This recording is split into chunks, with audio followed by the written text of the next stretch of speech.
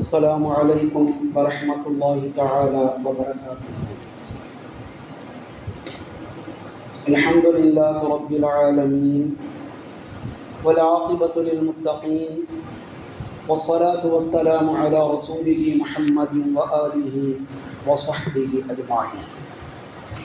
ما بعد فقد قال الله تعالى في القرآن العظيم والفرقان المجيد بعد أعوذ بالله من الشيطان الرجيم بسم الله الرحمن الرحيم والذين جاهدوا فينا لنهدينهم سبلنا وإن الله لمع المحسنين.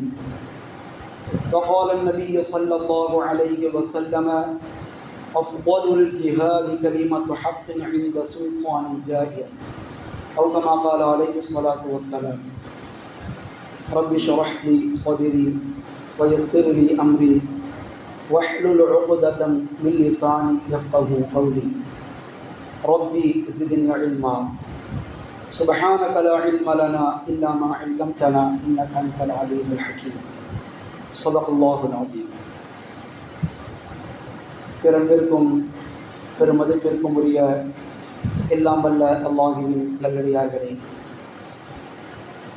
அல்லாஹுவினுடைய அளப்பெரும் கிருபையாலும் கருணையாலும் நேற்றைய தினம் ஈதுல் அத்ஹா எனும் ஹஜ்ஜு பெருநாள் தியாக திருநாளை கடந்து அதனுடைய ஈரம் இன்னும் முழுமையாக காயாத நிலையில் நாம் எல்லாம் இந்த ஜுமாவினுடைய கடமையை நிறைவேற்ற இறை இல்லத்தில் ஒன்று கூடியிருக்கின்றோம்.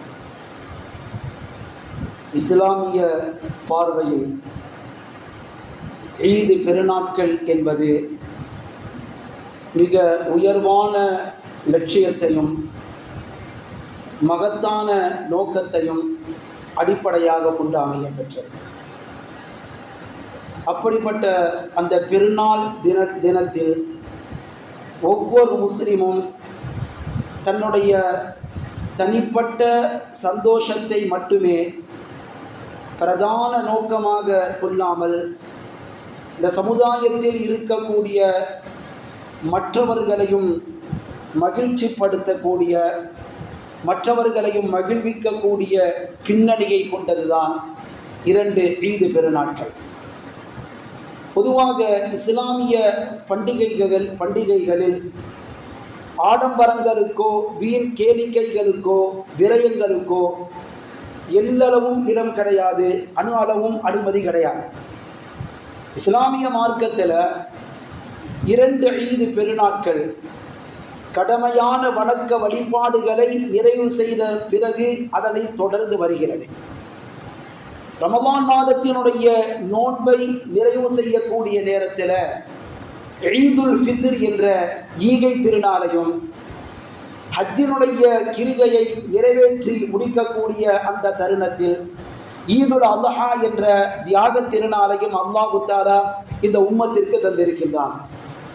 அப்படிப்பட்ட அந்த அல்லாஹுவை வணங்குவதற்கு வாய்ப்பளித்த அந்த வல்ல நாயனை பெருமைப்படுத்துவதற்காகவும் நன்றி கூறுவதற்காகவும் அவனை நினைவு கூறுவதற்காகவும் முஸ்லிம்கள் இந்த இரண்டு தினங்களில் ஓர் இடத்தில் ஒன்று கூடுகின்றார்கள்.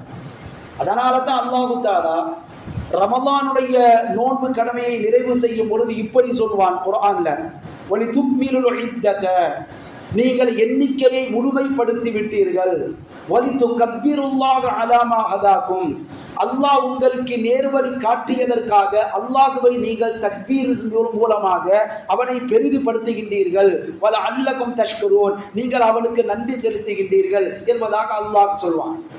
அதே போன்று ஹஜ்ஜை நிறைவேற்றக்கூடிய நேரத்தில் வத்குருஸ்மல்லாஹி ஃபி அய்யாமின் மஅலூமாத், குறிப்பிட்ட அந்த நாட்களில் அல்லாஹ்வினுடைய பெயரை நீங்கள் மொழியுங்கள், சொல்லுங்கள் என்பதாக அல்லாஹ் சொல்கின்றார். அப்போ ஈதுல் ஃபித்ராக இருக்கட்டும், ஈதுல் அத்ஹாவாக இருக்கட்டும், ஈகை திருநாளாக இருக்கட்டும், தியாக திருநாளாக இருக்கட்டும், வெறுமனே புத்தாடைகள் அணிவதோ நறுமணங்களை பூசிக்கொள்வதோ அவைகள் மட்டும் இந்த ஈதினுடைய பிரதான நோக்கம் கிடையாது. அதற்கு மாறாக நம்மை படைத்தவனையும் மற்ற படைப்புகளையும் சந்தோஷப்படுத்துவதுதான் உண்மையான நோக்கம். இரண்டு ஈதுகளுடைய உண்மையான நோக்கம் படைத்தவனையும் படைப்புகளையும் சந்தோஷப்படுத்துவதாகத்தான் இருக்கிறது. அதனால தான் இமாம் ஹசன் ரஹிமஹுல்லாஹ் அவர்கள் சொல்வார்கள், அல்லாஹ்விற்கு மாறு செய்யாத ஒவ்வொரு நாளும், அல்லாஹ்வினுடைய வணக்கத்தில் கழிக்கக்கூடிய ஒவ்வொரு நாளுமே உனக்கு ஈதுதான். அல்லாஹ்விற்கு மாறு செய்யாத, அல்லாஹ்வை வணங்குவதில் கழிக்கக்கூடிய ஒவ்வொரு நாளுமே உனக்கு ஈது பெருநாள் தான் என்பதாக சொல்வார்கள். அப்ப இஸ்லாமிய மார்க்கத்தை பொறுத்தவரை மனிதனுடைய நியாயமான, இயல்பான, பொதுவான மகிழ்ச்சிக்கு இஸ்லாமிய மார்க்கம் எந்த வகையிலும் தடை விதிக்கவில்லை. ஆனால் அல்லாஹ்வினுடைய சிந்தனையை, அல்லாஹ்வினுடைய நினைவை மறக்கடிக்கக்கூடிய சந்தோஷத்தை வேண்டாம் என்பதாக சொல்கிறது. சந்தோஷத்திற்கு, மகிழ்ச்சிக்கு இஸ்லாம் மட்டுப்படுத்தவில்லை, அதற்கு தடை விதிக்கவில்லை. அந்த சந்தோஷம், அந்த மகிழ்ச்சி அல்லாஹ்வை மறக்கடிக்கக்கூடிய சந்தோஷமாக, மகிழ்ச்சியாக ஆகிவிடக் கூடாது என்றுதான் இஸ்லாம் சொல்கிறது. ஒரு அறிஞர் சொன்னான், இந்த உலகத்துல நீ எதை இழந்தாலும் அதற்கு பகரம் உண்டு. உன்னுடைய வீடு வாசல், சொத்து சுகம், பெற்றோர்கள், மனைவி, மக்கள் என்பதாக எதை இந்த உலகத்தில் இருந்தாலும் அதற்கு உனக்கு பகரம் என்பது இருக்கிறது. ஆனால் அல்லாஹ்வை இழந்து விட்டால் உனக்கு அதற்கான பகரமே இந்த உலகத்தில் கிடையாது. அப்ப ஈது என்பது, நேற்றைய தினம் நாம் கடந்து வந்துவிட்ட ஈது என்பது, ஒரு முஸ்லீம் இந்த உலக வாழ்க்கையில அவனுக்கு இஸ்லாம் விதித்திருக்கக்கூடிய கட்டுப்பாடுகளில் இருந்து தன்னை விடுவித்து கொள்ளக்கூடிய ஒரு நாள் கிடையாது. அதே போல அல்லாஹ்வோடு அவனுக்கு இருக்கக்கூடிய ஒரு உறவை, ஒரு தொடர்பை முறித்து கொள்ளக்கூடிய, துண்டித்துக் கொள்ளக்கூடிய நாளும் கிடையாது. தக்பீர் தான் பெருநாள் தினத்தினுடைய பெரும் முழக்கமாக இருக்க வேண்டும். அந்த தக்பீர் தான் இஸ்லாமிய மார்க்கத்தினுடைய அகீதாவினுடைய அடிப்படையாக, அகீதாவினுடைய பிரகரணமாக இருக்கிறது. அல்லாஹ் மிகப்பெரியவன், அல்லாஹ் மிகப்பெரியவன், வணக்கத்திற்கு தகுதியானவன் அல்லாஹ்வை தவிர வேறு யாரும் கிடையாது. அந்த அல்லாஹ் மிகப்பெரியவன், அந்த அல்லாஹ்விற்கே எல்லா புகழும் என்ற அந்த தக்பீர் தான் பெருநாள் தினத்தினுடைய பெரும் முழக்கமாக இருக்கின்றது. அந்த தக்பீர் தான் நம்முடைய கொள்கையினுடைய பிரகரணமாக, பிரதானமாக இருக்கிறது. அதனால தான் ஒவ்வொரு முஸ்லிமுடைய வாழ்க்கையில அவனுடைய முக்கியமான தருணங்கள்ல தக்பீருக்கு முக்கியத்துவம் கொடுக்கப்படுகிறது. அல்லாஹ் அக்பர் என்ற அந்த தக்பீருக்கு முக்கியத்துவம் கொடுக்கப்படுகிறது. தொழுகைக்காக சொல்லப்படக்கூடிய பாங்காக இருக்கட்டும், இகாமத்தாக இருக்கட்டும், தொழுகையாக இருக்கட்டும், போர்க்களங்களாக இருக்கட்டும், போராட்ட களங்களாக இருக்கட்டும், அனைத்திலும் தக்பீர் மயம். உங்களுடைய 2 பெருநாட்களை நீங்க தக்பீரை கொண்டு, தக்பீரை முழங்குவதன் மூலமாக அழகுபடுத்திக் கொள்ளுங்கள் என்பதாக அன்னலம் பெருமானார் ஸல்லல்லாஹு அலைஹி வஸல்லம் அன்னவர்கள் கூறுவார்கள். உங்களுடைய பெருநாட்களை நீங்க தக்பீர் முழக்கத்தின் மூலமாக அழகுபடுத்திக் கொள்ளுங்கள் என்று சொல்வார். அப்ப அந்த நிலையை கடந்து நாம் வந்திருக்கின்றோம். நேற்றைய தினம் ஈதுல் அத்ஹா தியாக திருநாளை கொண்டாடிவிட்டு அதை கடந்து விட்டு நாம் வந்திருக்கின்றோம். இந்த நேரத்தில் உலக அளவுல இஸ்லாத்தினுடைய நிலை என்ன, உலக அளவில் இஸ்லாமிய மார்க்கத்தினுடைய நிலை குறித்தும் முஸ்லிம்களுடைய வாழ்வாதாரம் குறித்தும் நாம் சிந்தித்து பார்ப்பதற்கு கடமைப்பட்டிருக்கின்றோம். கடந்து வந்து விட்ட தியாக திருநாள், இந்த தியாக திருநாள்ல முஸ்லிம்களாகிய நாம் நம்மை பார்த்து நாமே கேட்டுக்கொள்ள வேண்டிய கேள்வி என்ன தெரியுமா? தியாக திருநாளை கடந்து வந்து இருக்கின்றோம். இப்படிப்பட்ட இந்த தருணத்துல, இந்த சந்தர்ப்பத்துல முஸ்லிம்களாகிய நாம் நம்மை பார்த்து கேட்டுக்கொள்ள வேண்டிய கேள்வி என்ன தெரியுமா? உலக அளவுல முஸ்லிம் சமுதாயம், வாழக்கூடிய முஸ்லிம் சமுதாயம் சிறுபான்மை சமுதாயமா, பெரும்பான்மை சமுதாயமா, மெஜாரிட்டியா, மைனாரிட்டியா? உலக அளவில் வாழக்கூடிய முஸ்லிம்கள். அப்ப இந்த கேள்வியினுடைய விடையில் தான் இஸ்லாமிய மார்க்கத்தினுடைய எதிர்காலமே இருக்கிறது. இஸ்லாமிய மார்க்க முஸ்லிம்கள் ஒரு பெரிய கேள்விக்குறியாக, அச்சுறுத்தப்படக்கூடியவர்களாக இன்னைக்கு உலகத்திலே வைக்கப்பட்டிருக்கின்றார்கள், காட்டப்பட்டிருக்கின்றார்கள். இந்த கேள்விக்கான விடைதான் இஸ்லாமிய மார்க்கத்தினுடைய எதிர்காலமாக இருக்கிறது. உலக அளவுல வாழக்கூடிய முஸ்லிம்களிடத்துல எல்லா விதமான வளங்களும் இருக்கின்றது. 60க்கும் மேற்பட்ட இஸ்லாமிய நாடுகள் இருக்கின்றன. அந்த உலகத்தினுடைய எல்லா பகுதிகளிலும் 200 கோடிக்கும் மேற்பட்ட இஸ்லாமியர்களுடைய மக்கள் தொகை இருக்கின்றது. உலகத்தில் நடமாடுபவர்களில் 4 ஒருவர் முஸ்லிம். உலகம் முழுக்க நடமாடுபவர்களில் 4 ஒருவர் முஸ்லீமாக இருக்கின்றார். உலக அளவுல பண மதிப்பை நிர்ணயம் செய்யக்கூடிய எண்ணெய் வளம் இஸ்லாமிய நிலப்பரப்புகளில் இருக்கின்றது. நீர்வளங்கள் இருக்கின்றன, நிலங்கள் இருக்கின்றன, மற்ற எல்லா விதமான அடிப்படை அம்சங்கள் இருக்கின்றன. ஒட்டுமொத்த உலகத்தினுடைய பொருளாதாரத்தினுடைய வருகைக்கான வழித்தடங்களும் இஸ்லாமிய நிலப்பரப்புகளில் தான் இருக்கின்றன. இப்படி எல்லா விதமான வளங்களையும் பெற்றிருந்து உலகத்தினுடைய அரங்கில, உலகத்தினுடைய முன்னிலையில முஸ்லிம்கள் அங்கீகாரம் இல்லாதவர்களாக, பலவீனமானவர்களாக இருக்கின்றார்கள். அப்படி இந்த உலகத்திற்கு காட்டப்படுகின்றார்கள், பார்க்கப்படுகின்றார்கள், பாவிக்கப்படுகின்றார்கள். என்ன காரணங்க? இன்னைக்கு உலகத்தையே ஆளுமை செய்யக்கூடிய சூப்பர் பவர் இஸ்லாம் தான். உலகத்தினுடைய ராணுவமாக, உலகத்தினுடைய மிலிட்டரியாக, உலகத்தினுடைய இஸ்லாமிய எதிரிகளுக்கு சிம்ம சொப்பனமாக திகழ்வதற்கான எல்லா விதமான தகமைகளையும் அருகதையையும் அல்லாஹ் தஆலா இந்த உம்மத்திற்கு தந்திருக்கின்றான். ஆனால் பலவீனமான சமுதாயமாக, பலவீனமாக்கப்பட்ட சமுதாயமாக உலகிற்கு இந்த சமுதாயம் காட்டப்படுகிறது. என்ன காரணம்? முஸ்லிம்களிடத்தில் அப்படி என்னதான் இல்லை? எல்லா வளங்களும் முஸ்லிம்களுடைய கையில, எல்லா விதமான அடிப்படையான வழித்தடங்களும் இஸ்லாமிய பிராந்தியங்கள்ல, பிரதேசங்களில் இருக்கின்றது. அப்படி இருந்தும் இந்த சமுதாயம் பலகீனப்படுத்தப்பட்ட சமுதாயம். எது இல்லை? இன்னைக்கு என்ன தேவை என்று பார்க்கக்கூடிய நேரத்தில் தியாகம் தேவை.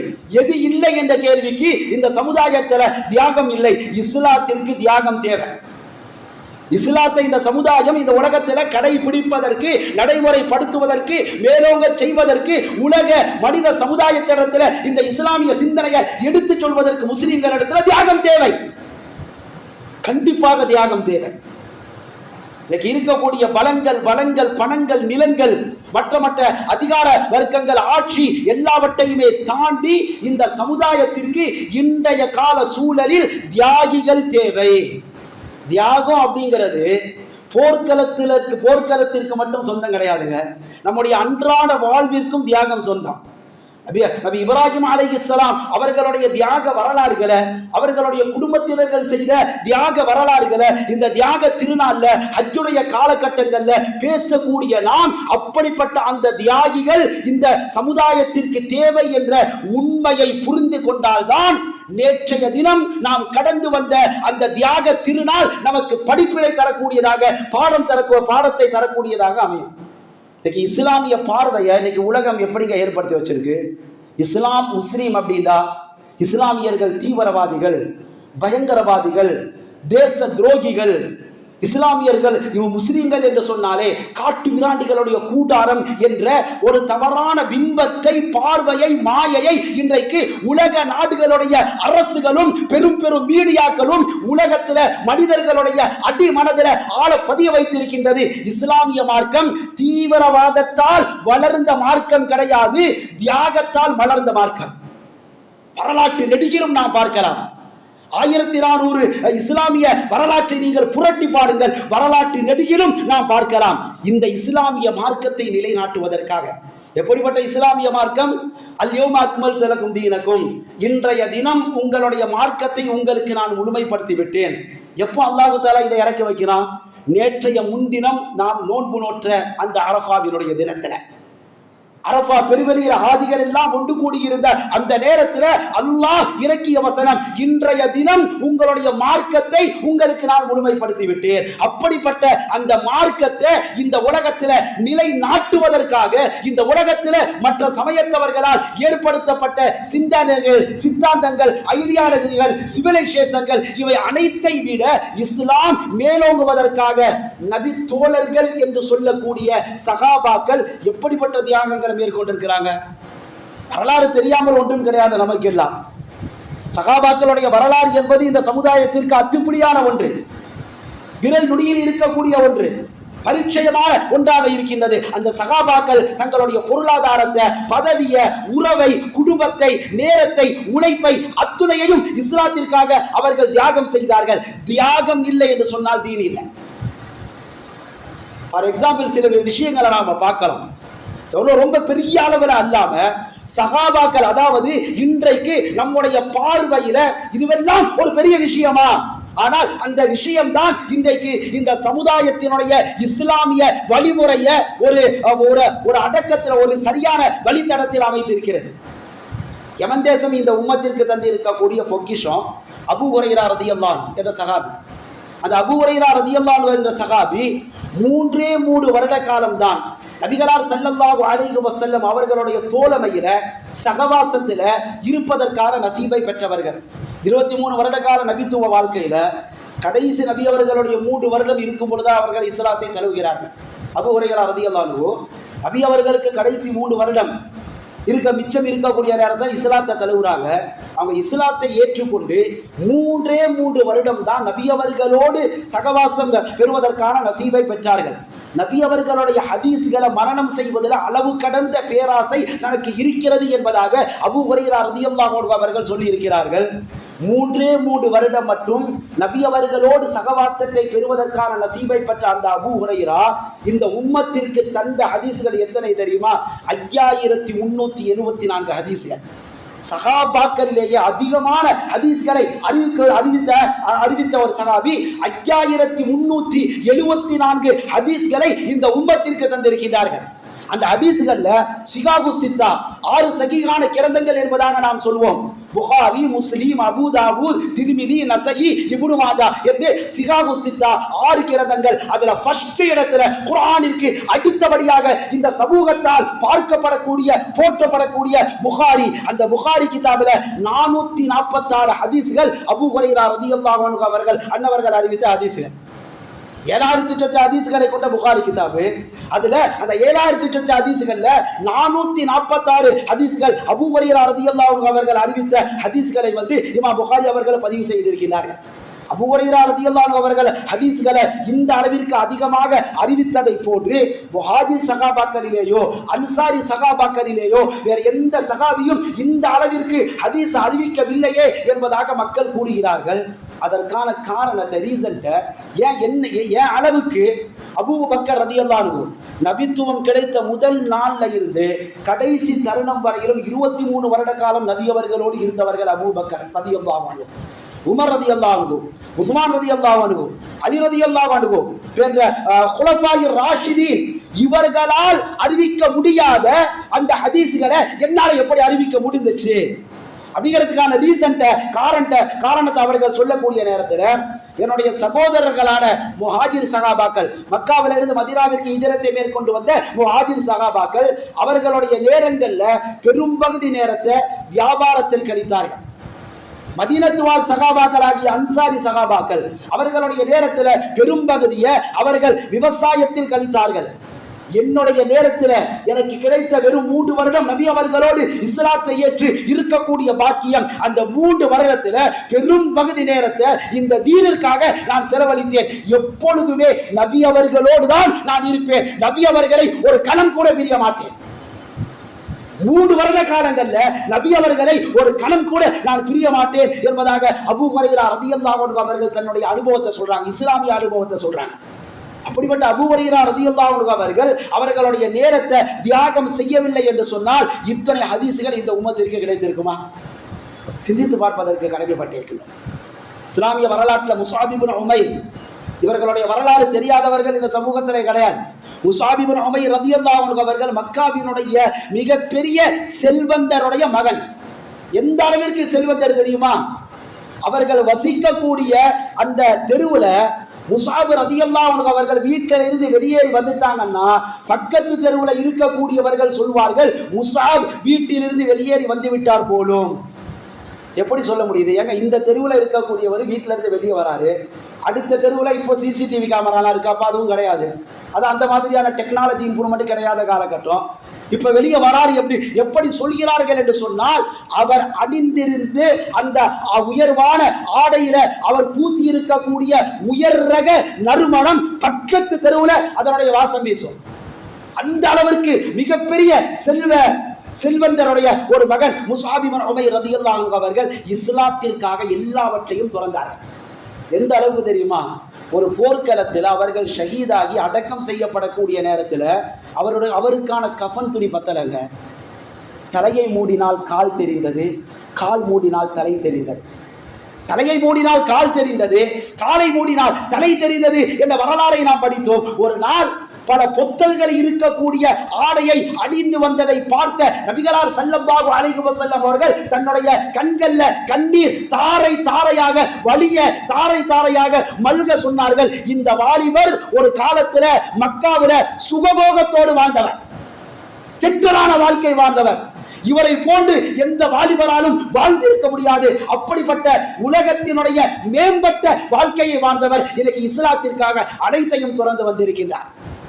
அவர் இஸ்லாத்திற்காக செய்த தியாகம் என்ன தெரியுமா? அவர் ஏற்றுக்கொண்டு இருக்கக்கூடிய இஸ்லாம், லா இலாஹ இல்லல்லாஹ். இன்னைக்கு நாம தக்பீர் சொல்லிட்டு இருக்கிறோம். அல்லாஹ் மிக பெரியவன், வணக்கத்திற்கு தகுதியானவன் அல்லாஹ்வை தவிர வேறு யாரும் கிடையாது. அல்லாஹ் மிக பெரியவன், எல்லா புகழும் அவனுக்கு இணை துணை கிடையாது. அவன் ஒருவனே சர்வ ஆட்சிக்கும் சொந்தக்காரன் என்பதாக ரிப்பீட்டடா ஒவ்வொரு நாளும் நாம் மொழிந்து வரக்கூடிய அந்த வார்த்தைக்கு வாழ்க்கையாக இருந்தவர்கள் சகாபாக்கள்.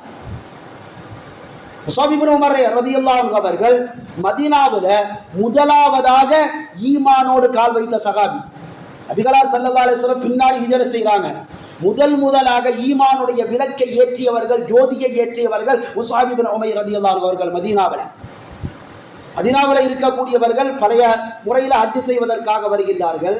நபி அவர்கள் அந்த குருவை சந்திக்கிறாங்க. ஒரு சிலரை இஸ்லாத்தை எடுத்து சொல்றாங்க. இஸ்லாத்தை அந்த மக்கள் ஏற்றுக்கொள்கின்றார்கள்.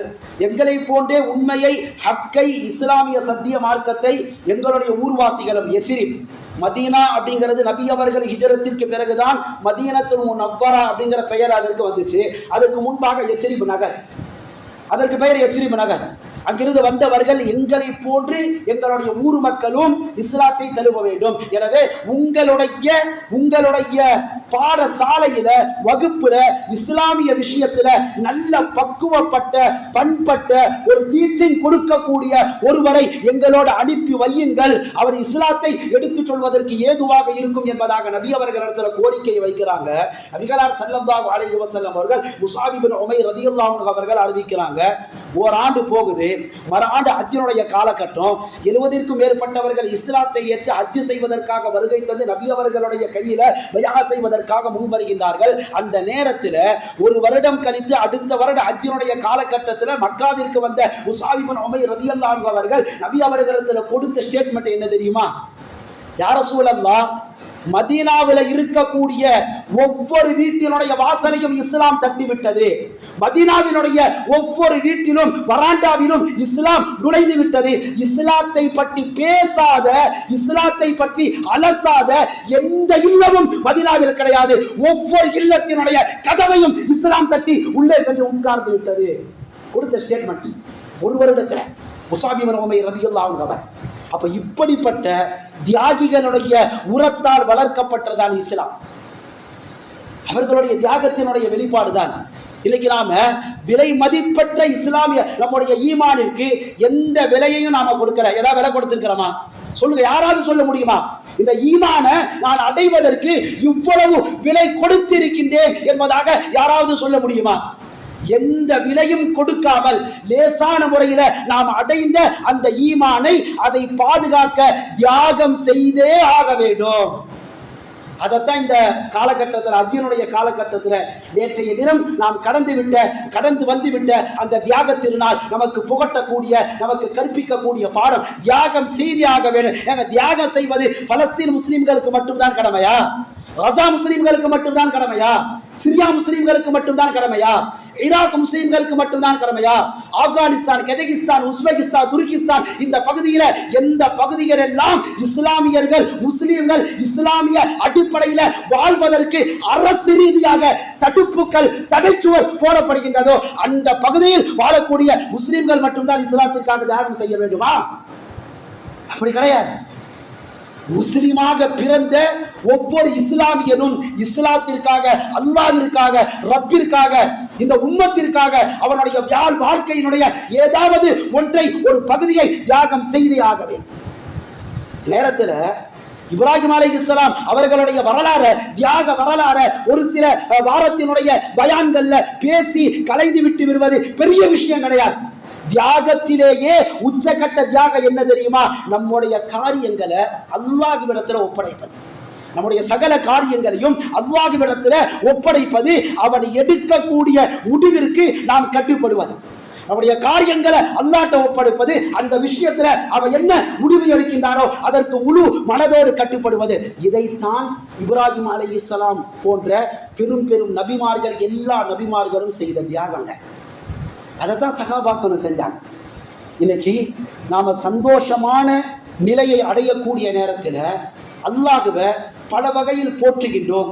அதே நேரத்தில் அந்த சந்தோஷம் கொஞ்சம் நம்முடைய கை நழுவி சென்று ஒரு சோகத்தை, ஒரு துக்கத்தை, ஒரு பின்னடைவை, ஒரு இழப்பை அடையக்கூடிய நேரத்தில் நஊது பில்லாஹ், அல்லாஹ் பாதுகாக்கணும், அல்லாஹ்வை தூற்றக்கூடிய தூற்றல் வார்த்தைகள் இந்த சமுதாயத்தால் ஏற்படும். அல்லாஹ்க்கு இறக்கம் இல்லையா? அல்லாஹ் இப்படி பார்த்துட்டு இருக்கிறானே, அல்லாஹ் இறக்கசாரி தானே, ஏன் இப்படி சோதிக்கிறான், என்ன நான் பாவம் செஞ்சிட்டேன்? இம்ரான் இப்னு ஹசீன் என்ற ஒரு பெயரை கொண்ட சஹாபி நபிகளார் ஸல்லல்லாஹு அலைஹி வஸல்லம் அன்னவர்களோடு பல போர்க்களங்கள்ல கலந்து கொண்ட சஹாபி. நபிகளார் ஸல்லல்லாஹு அலைஹி வஸல்லம் அன்னவர்களுடைய மரணத்திற்கு பிறகு கடுமையான வாத நோயினால் பாதிக்கப்பட்டு 30 வருட காலங்கள், 1 வருடம் 2 வருடம் இல்லைங்க, 30 வருட காலங்கள் படுத்த படுக்கையில் அவர்களுடைய வாழ்க்கை கழிகிறது. எப்படி இருக்கும்? அவர்களுடைய சுய தேவைகள் அனைத்துமே அந்த படுக்கையில் தான். அவர்களுடைய உடலை அங்கும் இங்கும் அசைக்க முடியாத அளவிற்கு கடுமையான வாத நோயில படுத்த படுக்கையில இருக்கின்றார்கள். 1 மாசம் 2 மாசம் 1 வருஷம் 2 வருடம் அல்ல, 30 வருட காலங்கள் இப்படியே அவர்களுடைய வாழ்க்கை கழிந்து கொண்டு இருக்கின்றது. சகாபாக்களின் சிலர் அவரை சென்று பார்த்து நலம் விசாரித்து வருவதற்காக செல்கின்றார்கள். வீட்டுக்கு போறாங்க, அந்த சகாபியை பார்க்கிறாங்க. அவருடைய நிலையை பார்த்து அப்படியே தாரை தாரையாக கண்ணீர் வருகின்றது, அழுகின்றார்கள். அழக்கூடிய சகாபாக்களை பார்த்து படுக்கையில் இருக்கக்கூடிய அந்த சகாபி கேட்கின்றார், நீ மாதா தபுக்கோ, ஏன் அழுகிறீங்க? அழுகிறதுக்கு அவசியம் இல்லை, அழுவதற்கு தேவை இல்லை என்பதாக அந்த நேரத்தில் அவருடைய ஈமானுடைய உறுதிப்பாட்டினுடைய ஒரு செய்தியை, ஒரு மெசேஜை வெளிப்படுத்துகின்றார். என்ன தெரியுமா? என்னுடைய விஷயத்தில் அல்லாஹ் பிரியப்பட்டதை நான் பிரியப்பட்டேன். என் விஷயத்தில் அல்லாஹ் இதுதான் பிரியப்பட்டிருக்கிறார். என்னுடைய விஷயத்துல அல்லாஹ் பிரியப்பட்டதை நான் பிரியப்பட்டேன். என்னுடைய விஷயத்துல அல்லாஹ் திருப்தி அடைந்ததை நான் திருப்தி அடைந்தேன். நீங்க இந்த நிலையில என்ன பார்க்கிறீங்க, கவலைப்படுறீங்க, கண்ணீர் வடிக்கிறீங்க. ஆனால் இந்த நிலையில உங்களுக்கு கிடைக்காத பாக்கியம் எனக்கு கிடைக்கிறது. என்ன பாக்கியம் தெரியுமா? மலக்குமார்களுடைய தஸ்பீக நான் கேட்கிறேன். மலக்குமார்கள் அல்லாஹ்வை தஸ்பீக் செய்வதை, துதிப்பதை நான் கேட்கின்றேன். மலக்குமார்கள் என்னை வந்து சந்திக்கின்றார்கள், என்னிடத்தில் பேசுகின்றார்கள். இந்த பாக்கியம் உங்களுக்கு கிடைக்கவில்லையே, இந்த நிலையில அல்லாஹ் தஆலா எனக்கு கொடுத்திருக்கின்றார். அல்லாஹ் அக்பர். அப்ப அல்லாஹ்விற்காக எதையும் பொருந்திக் கொள்வதுதான் உண்மையான தியாகம். அல்லாஹ்விற்காக எதையும் பொருந்திக் கொள்ளணும். என்னுடைய வாழ்க்கையில உயர்வாக இருக்கட்டும், என்னுடைய வாழ்க்கையில பெருக்கமாக இருக்கட்டும், என்னுடைய வாழ்க்கையில அடியாக இருக்கட்டும், என்னுடைய வாழ்க்கையில கீழ்நிலையாக இருக்கட்டும், எல்லாம் லில்லாஹ், அல்லாஹ்வினுடைய நாட்டம் அப்படிங்கிற ஒரு ஈமானிய கண் கொண்டு உலக வாழ்க்கையை பார்ப்பதுதான் ஈமானிய உணர்வு, இஸ்லாம் சொல்லக்கூடிய தியாகம் என்பதாக வரலாற்று நெறிகள் நம்மால் பார்க்க முடியும். தாபியன்கள்ல 3 முக்கிய நபர்கள். தாபியன்கள் அப்படின்னா நபிகளார் ஸல்லல்லாஹு அலைஹி வஸல்லம் அன்னவர்களை ஈமானுடைய கண் கொண்டு பார்த்தவர்கள் சஹாபாக்கள். சஹாபாக்களை ஈமான் கண் கொண்டு பார்த்தவர்கள் தாபியன்கள். தாபியன்களை ஈமான் கண் கொண்டு பார்த்தவர்கள் தபஉ தாபியன்கள். பயான்ல சொல்லுவாங்க தாபியன்கள் தபஉ தாபியீன் என்பதாக சொல்லுவாங்க. நிறைய பேருக்கு அப்படின்னா என்னன்னு தெரியாது. ஆனால் ஸல்லல்லாஹு அலைஹி வஸல்லம் சொல்லக்கூடிய நேரத்தில் ஹைருல் குரூனி கர்னி சும்மல்லதீன யலூனஹும் சும்மல்லதீன யலூனஹும் என்பதாக இந்த முற்காலம் பொற்காலம் ஒன்று. ஹைருல் குரூனி கர்னி, என்னுடைய காலம் சிறந்த காலம், அந்த காலத்தில் சகாபாக்கள் வாழ்கின்றார்கள். சும்மல்லதீன யலூனஹும், பிறகு அடுத்து வரக்கூடிய ஜெனரேஷன் தாபிஈன்கள். சும்மல்லதீன யலூனஹும், பிறகு அதற்கு அடுத்து வரக்கூடிய ஜெனரேஷன் தபா தாபிஈன்கள். இந்த 3 காலமும் பொற்காலம் என்பதாக நபிகளார் ஸல்லல்லாஹு அலைஹி வஸல்லம் அவர்கள் சொன்னது. அந்த காலத்து நபி அவர்கள் சொன்ன 3 காலத்துல 2ஆம் காலத்தில் உள்ளவர்கள் தான் தாபிஈன்கள். அந்த தாபிஈன்கள்ல முக்கியமான 3 நபர்கள் ஒரு சபையில அவரவர்களுக்காக துஆ செய்றாங்க. அவரவர்களுக்காக துஆ செய்றாங்க. எப்படி துஆ செய்றாங்க? ஒருத்தர் துஆ செய்றாரு, யா அல்லாஹ் எனக்கு சீக்கிரம் மௌத்த கொடு, எனக்கு சீக்கிரமா மௌத்த கொடு என்று துஆ கேட்கின்றார். அப்ப மற்ற 2 பேரும் கேட்கிறாங்க, நீங்க ஏன் இப்படி கேட்கிறீங்க, என்ன காரணம்? இன்னைக்கு உலகத்தில் ஏற்பட்டு இருக்கக்கூடிய பிரச்சனைகள் குழப்பங்கள் இருந்து என்னுடைய ஈமானை நான் பாதுகாக்கணும், அதற்கு ஒரே வழி மரணம் தான். ஏன்னா இன்னும் கொஞ்சம் காலம் நான் உலகத்தில் வாழ்ந்தேன்னா இந்த குழப்பங்களுக்கு ஆட்பட்டு என்னுடைய ஈமானை நான் இழந்துவிடக் கூடாது, இழந்து விடுவதை நான் பயந்து அல்லாஹ்ட்ட சீக்கிரமா மௌத்தை கேட்கிறேன் அப்படின்னு சொன்னார். 2ஆம் அவருடைய துஆ, யா அல்லாஹ் எனக்கு நீண்ட ஆயுளை கொடு. அவர்கிட்ட ரீசன் காரணம் கேட்கப்படுது, ஏன் இப்படி கேட்கிறீங்க என்பதாக காரணம் கேட்கப்பட்ட பொழுது, இந்த நீண்ட ஆயுள்ல அதிகமான நல் அமல்கள் செய்ய வேண்டும் என்று நான் நினைக்கின்றேன், நான் பிரியப்படுகின்றேன், நான் அங்கலாய்கின்றேன் என்பதாக அவர் காரணம் சொல்கின்றார். 3ஆம் அவர் கேட்ட துஆ, யா அல்லாஹ் எனக்கு எதையும் தா அப்படின்னு நான் கேட்க மாட்டேன், எனக்கு இதை கொடு, அதை கொடு, இப்படி கொடு, அப்படி கொடு என்பதாக கேட்க மாட்டேன். நீ விரும்பியதை கொடு, அதுவே எனக்கு நன்மையாக அமையும். நீ எதை எனக்கு விரும்புகின்றாயோ இதைத்தான் கொடுக்கணும் என்பதாக விரும்புகின்றாயோ, நீ விரும்பியதை எனக்கு கொடு, அது எனக்கு ஹைராக நன்மையாக அமையும் என்பதாக அந்த தாபி துஆ செய்கின்றார். மற்ற இருவரும் இவரை பார்த்து, மூவரில் நீர் ஒருவரே சிறந்தவர், இந்த மாதிரி துஆ கேட்கிறீர்களே, உங்களுடைய எந்த விதமான பலன்களையும் முன்வைக்காமல் அல்லாஹ் இவருடைய நாட்டம், அல்லாஹ் இவருடைய பொருத்தம் என்னவோ அதுவே என்னுடைய வாழ்க்கையாக அமையட்டும் என்பதாக துஆ கேட்கிறீர்களே, நீங்க தான் சிறந்தவர் என்பதாக மற்ற இருவரும் கூறினார்கள். அப்ப அல்லாஹ்வினுடைய விருப்பத்தையே தன்னுடைய விருப்பமாக மாற்றக்கூடிய இந்த பண்பை தான் நேற்றைய தினம் ஈதுல் அத்ஹா என்ற ஹஜ் பெருநாள் நமக்கு போதிக்கிறது. அல்லாஹ்வினுடைய பிரியம், அல்லாஹ்வினுடைய விருப்பம், அல்லாஹ்வினுடைய கட்டளை.